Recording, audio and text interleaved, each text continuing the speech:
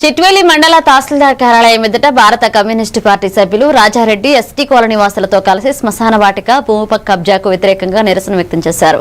గతంలో 1 ఎకరా 70 సెంట్లు కేటాయించిన భూమిలో కొంతమంది భూ కబ్జాదారులు 1 ఎకరా 60 సెంట్ల కబ్జా చేసిన నేపథ్యంలో సిపిఐ నేతలు పేదల పక్షంలో నిలబడుతూ తహసీల్దార్ ద్వారా న్యాయపరంగా చర్యలు తీసుకోవాలని డిమాండ్ చేశారు.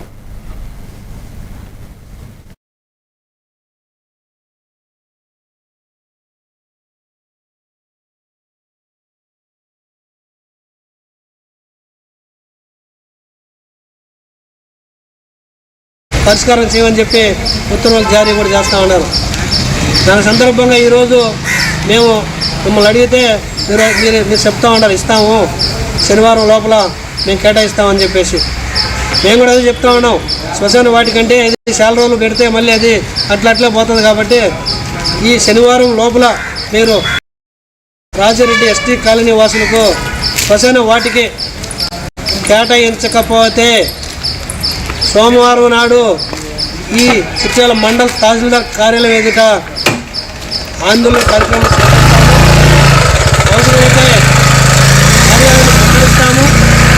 ఆ ఎస్టీ కాలనీ వాసులకు న్యాయం జరిగేంత వరకు భయపడే ప్రసక్తి లేదని భారత కమ్యూనిస్ట్ పార్టీ సిపిఐగా మేము తెలియజేసుకుంటా ఉన్నాం. జ్యోతి చిన్నయ్య సిపిఐ రైల్వే కోడూరు నియోజకవర్గ కార్యదర్శిని. ఇక్కడ ఉన్నటువంటి మండల పార్టీ నాయకులు తిప్పన ప్రసాద్, గ్రామస్తులు కూడా పాల్గొన్నారు. ఇది శనివారం లోపల పరిష్కారం కాకపోతే ఈ మండల పరిధిలో ఎస్సీ ఎస్టీ అయినటువంటి వారు ఎక్కడున్నా ప్రతి ఒక్కరిని కూడా తరలించి ఇక్కడ ఈ కార్యక్రమాన్ని